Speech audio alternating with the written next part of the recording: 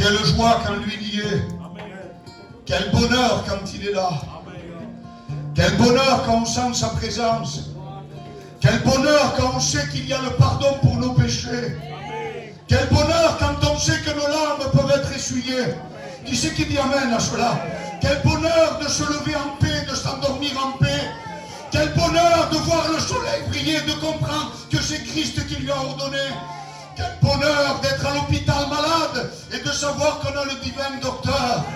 Quel bonheur que nous avons d'appartenir à Jésus-Christ. Et le peuple de Dieu dit amen. Le peuple de Dieu dit amen. Il est le prince de paix. Et c'est ce que Dieu m'a donné à dire. Il est le prince de paix.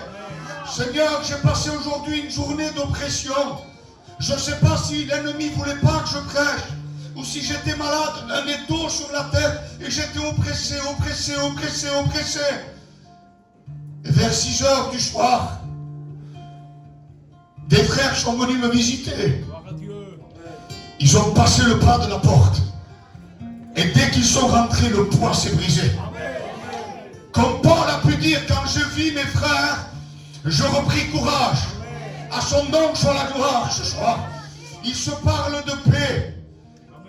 Et s'il se parle de paix, c'est parce que le contraire de la paix, ça veut dire qu'on n'est pas en paix. Le contraire de la paix, c'est le bonheur. Le contraire de la paix, c'est l'obscurité. Le contraire de la paix, c'est la tristesse. Le contraire de la paix, c'est l'angoisse. Et je vais te donner un exemple tout simple. Vous avez vu quand on est malade et qu'on attend la nouvelle des docteurs. Des fois on fait un bilan, des fois on fait un examen, des fois on fait un scanner. Et le résultat prend des jours et des semaines. Et quand on attend des jours et des semaines, on s'angoisse. Quand on s'endort, on pense à ça. Quand on se lève, on pense encore à ça. Et on se dit, oui, si le docteur nous dirait une mauvaise nouvelle, et s'il nous dirait qu'on ne va pas guérir, et s'il me dirait qu'on va s'empirer, alors la mauvaise nouvelle nous vole la paix. Et au lieu d'être en paix, nous sommes en tristesse. Au lieu d'être en paix, nous sommes dans l'angoisse. C'est vrai ou pas? C'est comme si, pour ceux qui ont eu affaire déjà au tribunal, si on a fait quelque chose qu'il ne faut pas dans le monde, on est rappelé par la justice, on passe au tribunal. Mais on a une convocation en attendant. Et quand on va voir l'avocat, il nous dit, il faut attendre le jugement. Si le jugement met des mois, tu n'es plus en paix pendant des mois. Et tu commences à réfléchir la nuit. Tu commences à réfléchir le jour. Tu n'as plus la paix. Tu es dans un mal-être que personne ne peut t'enlever de là. Mais dis la vérité. Pour celui qui est malade, si le docteur vient et lui dit, écoute, c'est bon, c'est rien du tout, on s'est trompé. Tu es en bonne santé, un petit traitement et tu vas sortir de là. On respire. Ça y est, la paix revient. Ça y est, le problème est terminé. Si pour ceux qui sont par la justice, l'avocat vient et dit non, n'aie pas peur. Tu vas prendre 3 mois de sursis, mais c'est rien. Ça y est, t'as des ensemble. C'est vrai ou pas? Mais je voudrais te dire que ça, c'est une fausse paix. Parce que là, tu as un repos pour un moment, simplement. Mais le Dieu que je te prêche ce soir, il donne sa paix non pas pour 1 heure. Il donne sa paix non pas pour une médecine. Il donne sa paix non pas pour un tribunal. Mais il donne sa paix comme le monde ne peut pas donner. Il est au-dessus des principes de l'homme. La Bible dit qu'il est le médecin divin. La Bible dit qu'il est l'avocat auprès du Père qui plaide toute la journée, à longueur de temps. Non coupable, non coupable, non coupable pour ceux qui le veulent. Je vais te poser une question. Tu as fait du mal dans le monde. Tu as fait du mal à des gens. Tu n'arrives pas à pardonner. Tu as de la haine dans ton cœur. Tu es enténébré. Tu as du mal à dormir sans la lumière. Je voudrais te dire que si tu cries à Dieu ce soir, il est le prince de paix. A son nom soit toute la gloire. No siento la iglesia. A son nom soit toute la gloire. Il y a tellement d'hommes et de femmes qui se sont habitués à vivre dans la tristesse, tellement à vivre dans le tourment, tellement à vivre dans l'amertume, tellement à vivre dans le fracas, tellement à vivre dans la peur, qu'ils ont cru que la vie c'était ça. Ils se sont habitués, ils se sont fait une carapace.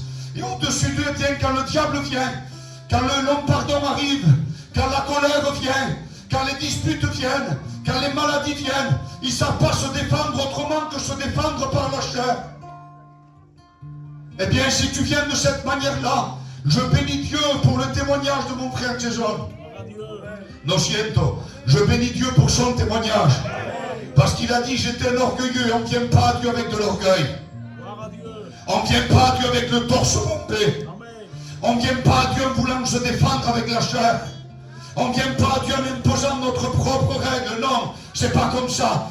Je veux te dire quelque chose que l'Esprit me dit de dire. Les frères André a été visité aujourd'hui. Il a été visité Jason. Il a été visité también, comment ça s'appelle, Emmanuel. Il a été visité. Et après, ils sont venus me visiter à moi. Et ils m'ont dit, pasteur, c'est normal qu'il y a des combats. Ah, pourquoi? Parce qu'on est rentré dans la maison de Jason. Parce qu'on est rentré dans la maison de Manuel. Et sans qu'ils parlent, on a vu que leur lumière n'était plus la même. On a vu que leur visage brillait. On a vu qu'il y avait la paix en eux. L'autre jour, j'ai vu William, j'ai vu Tino. Je leur ai dit, vos visages resplendissent Jésus. C'est vrai ou pas? Pas besoin qu'ils témoignent, je suis mieux qu'avant. Ça va mieux. Le Seigneur que j'ai ne bricole pas une vie. Il n'enlève pas une tristesse, il lâche une douleur de la peine, non. Il n'enlève pas, eh bien, l'orgueil, mais il n'enlève pas si tu ne veux pas pardonner, non. Le Seigneur que j'ai, quand il rentre dans un cœur, il renverse tout. Non, il renverse tout. Et il remet tout à sa manière. Je voudrais te dire que si toi, tu n'as pas encore avancé avec Christ jusqu'à maintenant, peut-être tu viens à la réunion, ça fait plus longtemps que les noms que je t'ai cités. Et tu es pareil si c'est pas pire qu'avant. C'est parce que tu viens à ta manière à toi. Mais à ta manière à toi, tu ne trouveras pas la paix. À ta manière à toi, tu ne vivras pas tranquille. À ta manière à toi, tu vas être persécuté. Mais ce soir, je te donne l'opportunité, au nom de Jésus-Christ, de fermer la porte à ton tourment, de fermer la porte à tes démons, de fermer la porte à ton orgueil, de fermer la porte à celui qui te dit défends-toi, de fermer la porte à celui qui te dit de faire du mal, de fermer la porte à celui qui te dit de garder la colère dans ton cœur. Il y a solution pour toi. Ce soir, la paix, elle a un nom. Si tu veux la paix sans celui qui la donne, tu ne pourras pas l'obtenir. Qui c'est qui t'y amène à cela? Je veux la paix, mais je ne veux pas Jésus. C'est pas possible. Viens à Jésus et il te donnera la paix. À son nom soit toute la gloire. Je bénis Dieu pour la parole de Dieu. La Bible dit dans Jean 16, verset 33, je vous laisse la paix. Je vous donne ma paix. Je ne vous donne pas comme le monde donne. Que vos cœurs ne se troublent pas et qu'ils ne s'effraient pas. Je pose une question. Sois vrai avec moi, s'il te plaît. Que personne ne regarde à gauche, à droite, ni derrière. Ce soir, combien il y a de cœurs effrayés? Combien il y en a qui sont effrayés? Combien il y en a qui n'ont pas le pardon? Combien il y en a qui sont dans l'amertume? C'est pas la paix, ça. Mon Dieu donne la paix. Je pourrais dire à tous les chrétiens et les chrétiennes, lève ta main. Lève ta main de ta place, s'il te plaît, levante ta main. Et je voudrais que tu dises un fort amen si c'est vrai. Est-ce que Dieu te donne la paix? Est-ce que Dieu te donne la paix dans la maladie? Est-ce qu'il te laisse la paix dans le tourment? Est-ce qu'il te donne la paix bien quand tu n'as pas d'argent? Est-ce qu'il te donne la paix quand tu as de l'abondance? Est-ce qu'il te donne la paix quand tu passes par la séparation? Est-ce qu'il te donne la paix quand tes ennemis veulent te faire du mal? Alors, si toi tu le veux ce soir, tu peux recevoir la paix pas comme le monde donne, mais comme Dieu donne. Je te dis quelque chose de la part de Dieu. Peut-être tu dors pas beaucoup, moi non plus. Pasteur, toi, t'as Jésus en toi, tu prêches, t'as la grande église de la Grande Combe. Elle est renommée dans la France entière. Toi, oui, moi, je dors pas beaucoup.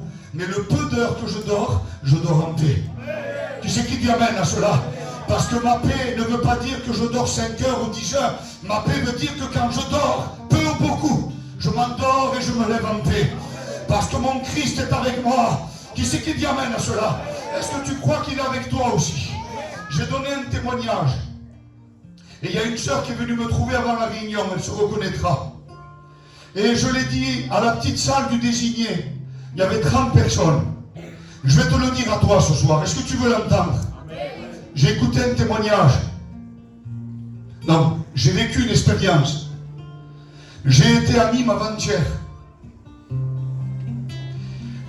Et au retour, mon frère qui est là, Michel, a pris un véhicule tout seul dans la voiture et moi je le suis avec un autre.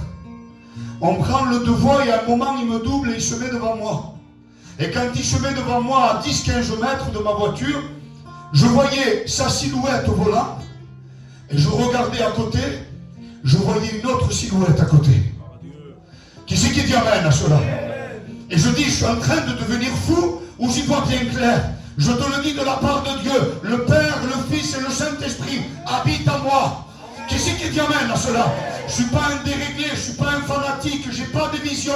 Mais là, je l'ai vu clair comme je te vois à toi. Et si tu as permis que je le voie et que je te le dise, c'est pour que tu prennes conscience que celui qui donne la paix ne nous abandonne jamais. À son nom, soit toute la gloire. Je m'approche avec la voiture et quand je m'approche à quelques mètres, je voyais la silhouette de mon frère. Je voyais à côté une silhouette. Je dis, Seigneur, il est tout seul dans la voiture. Comment se fait-il que je vois deux personnes? Et le Saint-Esprit parle à mon cœur. Et il me dit, Guigui, l'ange de l'Éternel campe autour de celui qui me craint. Comme je suis à côté de lui, je suis aussi à côté de toi. Je suis aussi à côté de ta famille. Je suis à côté de tes enfants. Je suis à côté de ceux qui souffrent. Je me trouve partout en même temps. Je suis partout en même temps. Je peux tout en même temps. Parce que je suis le prince de la paix. Qui c'est qui dit amen à cela? Qui c'est qui dit amen à cela? Un jour, ils ont mis, eh bien, dans la fosse au lion, Daniel. Je me trompe, dans la fournaise. Et quand ils le mettent dans la fournaise, ils étaient 3 hommes. Et quand il voit ces 3 hommes, eh bien, le roi va regarder. Et quand il regarde, il dit, n'avons pas nous mis 3 hommes dans la fournaise? Et les soldats disent, oui, ça va. Ils disent, mais moi j'en vois 4, dit le roi. Et le 4e, son visage est semblable au Fils de Dieu. Son nom soit la gloire. Son nom soit la gloire. Qu'est-ce que ça veut dire? Que dans la fournaise, eh bien, il n'y avait pas la paix. Mais quand on est enfant de Dieu, même si nous passons par le feu ne nous touchera pas. Parce que Christ est avec nous dans la fournaise. Qu'il dit amen à Eto. Et comme j'ai vu, eh bien, comme il a vu une 4e personne dans la fournaise, moi j'ai vu une silhouette à côté de mon frère. Et je te promets que ce n'était pas un démon. J'ai le discernement pour reconnaître ce que c'est un démon, une ombre noire ou une silhouette qui est saine, qui est pure, qui procure la paix. Cette silhouette-là a un nom, elle s'appelle Jésus-Christ. Et si tu le veux chez toi ce soir, tu peux le prendre. Tu peux le prendre dans ton cœur et il repart chez toi. Il repart dans ta voiture, il repart dans ta maison. Quand toi tu dormiras, eh bien il tournera dans ta maison. Quand toi tu n'y arriveras pas à chasser les démons, lui il chassera parce qu'il est un feu dévorant. Quand toi tu n'arriveras pas à prier pour les malades, lui il dira tranquille, je suis là. Sois tranquille, sois en paix. Que personne ne te vole la paix ce soir. Que ton problème ne te vole la paix. Que ta difficulté ne te vole la paix. Que ta maladie ne te vole la paix. Il y a un cantique qui dit, je connais le prince de paix. Et son nom est Jésus. Je demande pardon pour mon frère qui se reconnaîtra. J'ai écouté une fois son témoignage. Il dit, c'est par une belle journée où le soleil brillait, pas un seul nuage, tout allait bien. Et il me semble que celui qui a écrit ce cantique, Giovanni, c'est un serviteur de Dieu. Et ce cantique, il l'a écrit à travers, eh bien, une grande tribulation, un grand fracas. Je crois, si je ne me trompe pas, qu'il a perdu un enfant ce jour-là. Serviteur de Dieu, son enfant est décédé. Et c'était un jour comme les autres. Il faisait un grand soleil. Certainement qu'il était à ses occupations, son travail, sa prédication, ses visites. Ses enfants faisaient aussi, eh bien, ce qu'ils avaient à faire. Et il dit, c'est par une belle journée où le soleil brillait. Et il dit, mais tout à coup, eh bien, il est arrivé un fracas, eh bien, je vais te le dire. Il a perdu son fils. Et Dieu lui a donné ce cantique. Mais il dit qu'il connaît le prince de paix. Qui c'est qui dit amen à cela? Il connaît le prince de paix. Et son nom est Jésus-Christ. Je voudrais te dire à toi, chrétien, chrétienne, c'est important ce soir. Je veux que tu sortes de la prison où tu étais. Qui c'est qui dit amen à cela? Un chrétien, une chrétienne peut être en prison, oui. S'ils se laissent tromper par l'ennemi, ils peuvent rentrer dans un piège, dans une prison. Eh bien, je voudrais te sortir de là parce que Dieu m'a donné une parole pour toi. Si tu regardes à gauche et à droite, tu vas te décourager. Si tu regardes ta famille, tu vas te décourager. Si tu regardes ta finance, tu vas te décourager. Si tu regardes tes amis, tu vas te décourager. Si tu regardes ton problème, tu vas te décourager.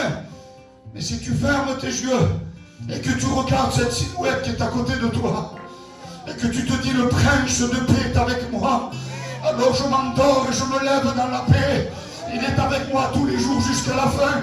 Et jamais il me laissera. Quand on passera par la salle d'opération, car moi je ne pourrai pas rentrer avec les miens qu'on opère. Lui il part dans la salle d'opération.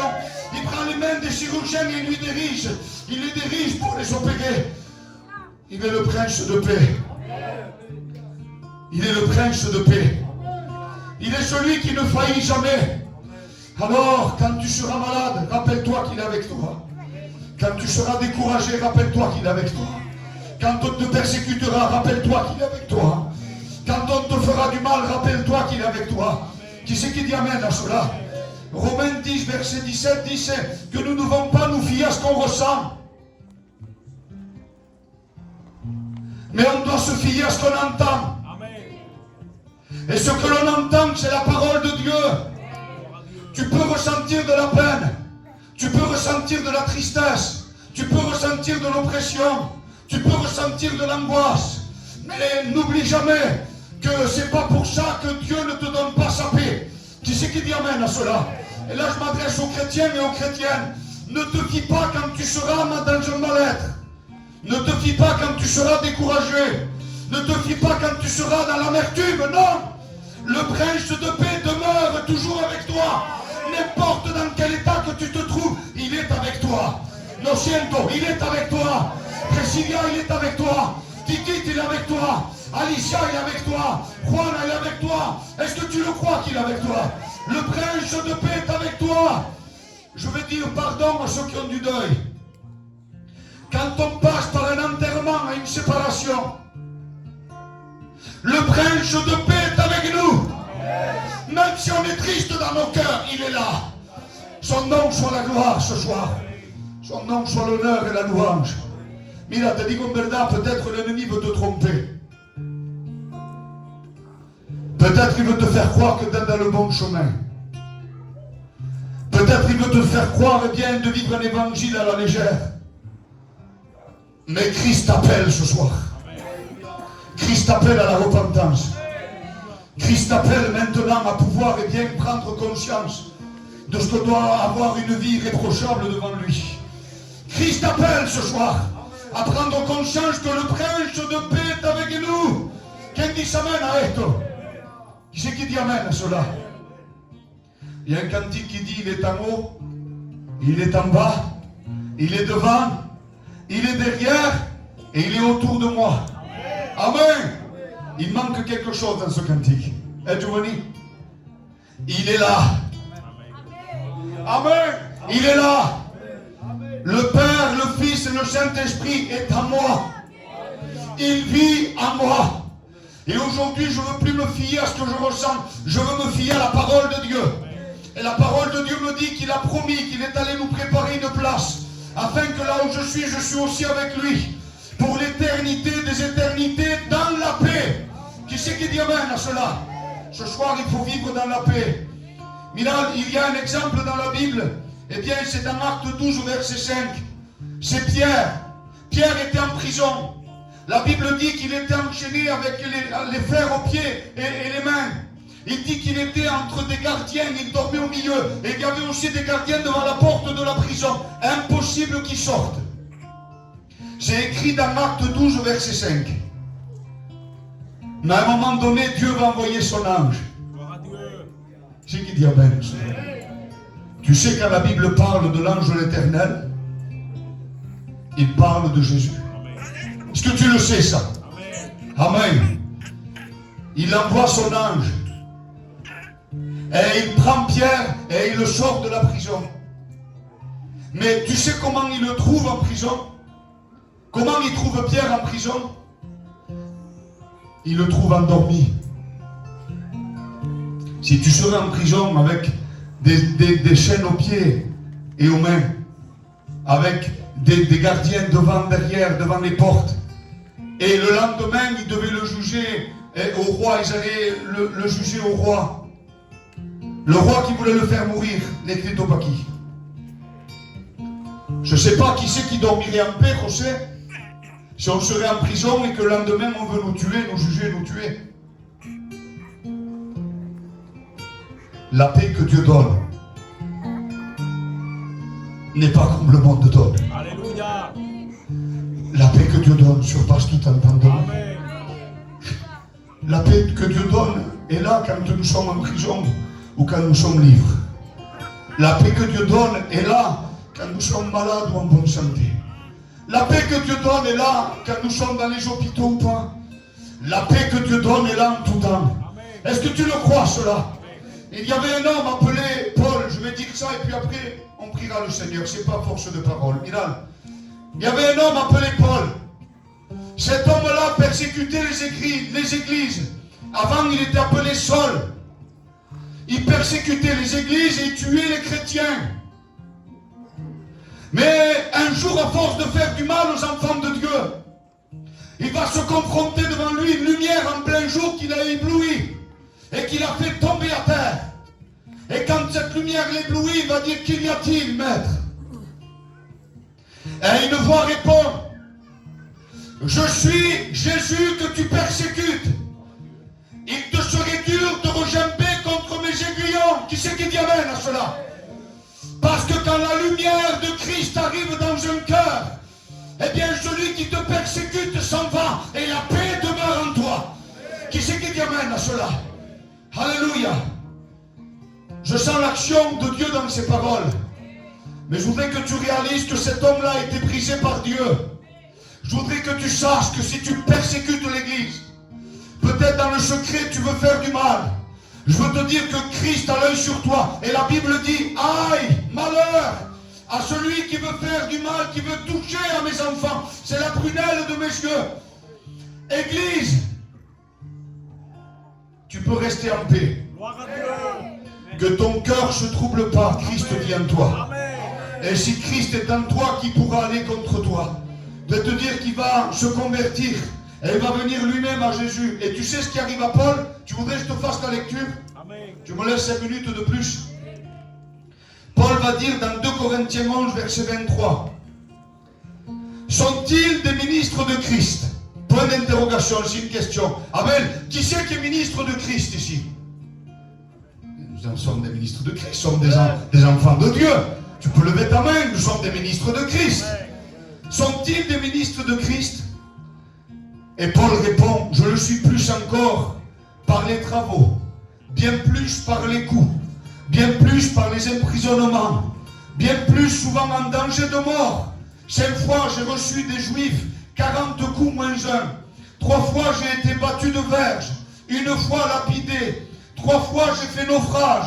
J'ai passé un jour et une nuit dans l'abîme, fréquemment en voyage. J'étais en péril sur les fleuves, en péril de la part des brigands, en péril de la part de ceux des nations, en péril de la part des païens, en péril dans les villes, en péril dans les déserts, en péril sur la mer, en péril avec les faux frères. J'ai été dans le travail et dans la peine, exposé à de nombreuses veilles, à la faim, à la soif, à des jeûnes multiples. Autrefois, et sans parler d'autre chose, je suis assiégé chaque jour par les soucis que me donnent les églises.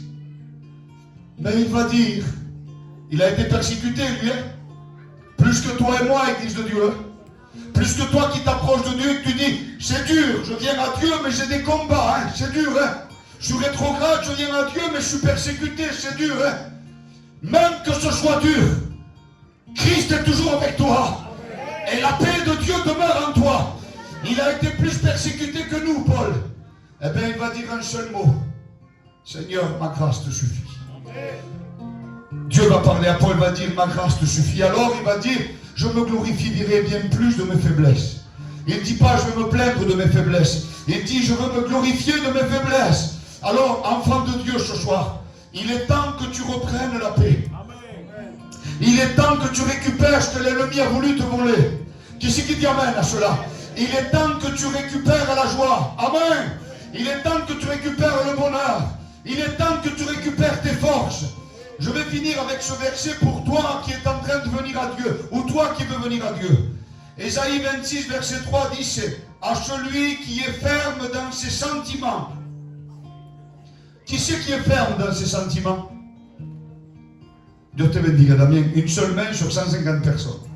Je le répète. Ésaïe 26, verset 3. À celui qui est ferme dans ses sentiments. Ça veut dire à celui qui s'affirme. À celui qui se montre en disant, je veux être enfant de Dieu. Je veux la paix, je veux m'accrocher. C'est les vaillants qui s'empareront des royaumes des cieux. Les violents, pardon. Que Dieu te bénisse, William. Que Dieu te bénisse, Eduardo. J'ai vu que tu as levé ta main, Damien. Que Dieu bénisse tous ceux qui le veulent. Que Dieu te bénisse. Qui c'est qui veut être ferme dans ses sentiments? Tu le veux? Tu le veux? Levez-vous de vos places au nom de Jésus.